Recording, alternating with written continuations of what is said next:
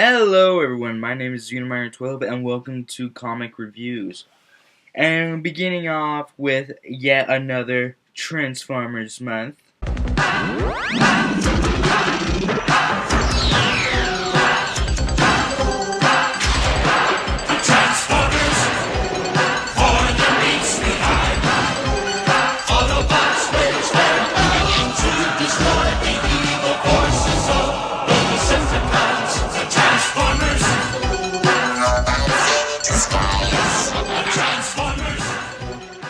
We have issue 2 of Transformers More Than Meets the Eye, done by Mr. Roberts and the story, and Mr.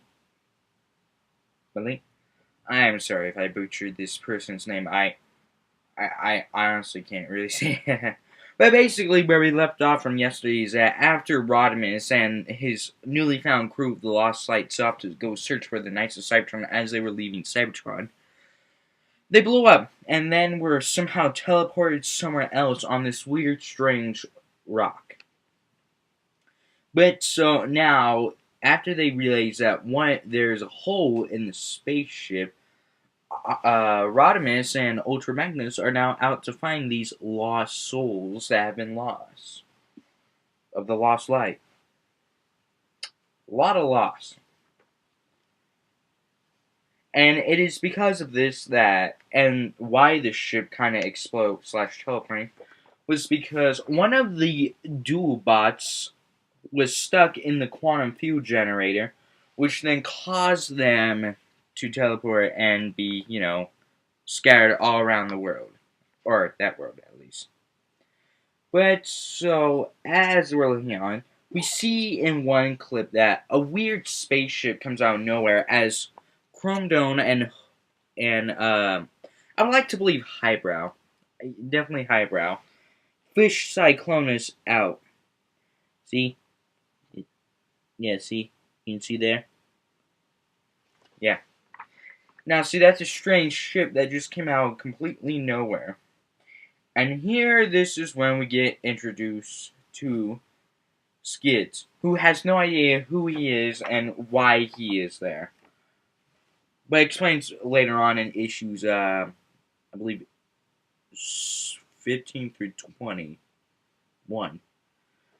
But anyway, so basically, Skids, who has no idea who he is, where he is, or what he is.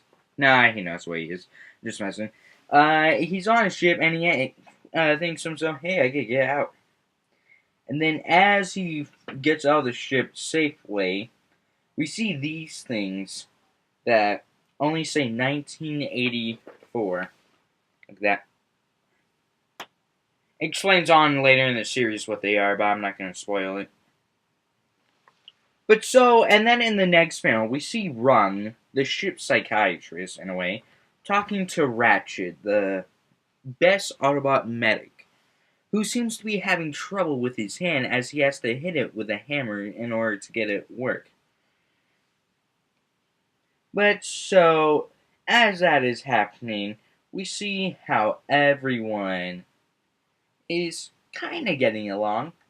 For instance, after Rung's arm gets repaired after Cyclonus and Whirl fighting each other, accidentally tore it off, he actually goes over to Whirl, and what a great surprise, as a friendly hello, he tries and chokes him to death. What? Excuse me? I mean, I know Whirl is basically the Deadpool of the group, and kind of a dick, loudmouth, but I mean, yeah. But, so, in the next page, we get a little info about Tailgate, on how he was actually supposed to board the original Ark with Nova Prime, and, in fact, everyone tells him that he's been basically sleeping for 6 million years. It's all right here, people. All right here in the panels of the book. Weird, right? Yeah.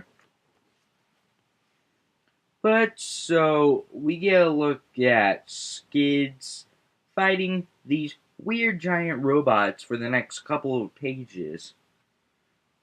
And so it is just a bunch of riveting action.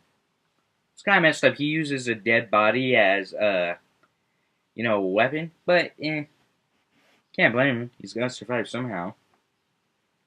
But so then, Rodimus confronts Cyclonus about him coming along, and then they talk about what's happened in the past and how it's over. But so, as we go on, Swerve introduces Tailgate to all of his friends, and yeah, that's basically it. Friends and people of the Lost Light. And this also kind of brings in a little more into Chrome Dome, Rewind, Swerve, Tailgate, Cyclonus, Skids, Rodimus, Ultra Magnus. Tells everyone specifically who they are and who they meant to be. But, in other words, Skids finally meets them, but they're about to be attacked by the robots that mysteriously came out of nowhere with Skids. And so he asked to take off the claw. What was it called? I don't know. But basically, one of these claws is where it prevents a Transformer from activating their full weapon system inside. And so he attacks and protects the other Autobots while they fight. And now this is when the good juicy stuff starts coming through. As Rodimus is speaking to the rest of the crew of the Lost Light, saying how there were some very small casualties and how they got everyone back that fell out of the ship, it's just telling everyone that everything is going to be okay. Or it so seems, because then Rodimus gets a call from Red Alert, who has found a body that has had its chest ripped open and its head ripped open as well. Now I know what you're thinking. Xenomorphs and Transformers? That's interesting. But no, that'll be later on in the next issue on what it is. But no, it's in fact called a Spark Eater. It explains what it is and who it is.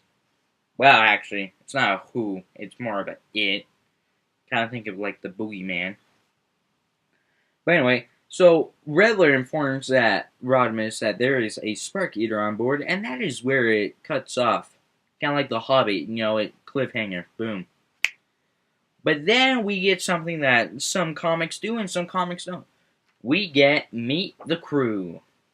You have Rodimus. Okay, I forget, this is weird. Yeah, Rodimus, Ultra Magnus, Drift, Brainstorm, Ratchet, Red Alert, Whirl, Run.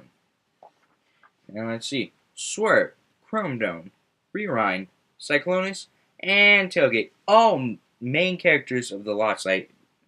Hence the meaning, Meet the Crew. But don't worry, we get to see our later friends on here, such as Skids. That's really just the last person that's supposed to be on. But anyway, join us next time. That was Transformers More Than Meets the Eye issue 2. How Rodimus and his crew has to find the lost souls that fell out of the ship, reinform a Decepticon to join them, and a mysterious Autobot who has no idea who he is that has to fight these weird alien beings that seem to be attacking him for some reason. But join us next time on Xenomania 12 Comic Reviews, and please have a good day.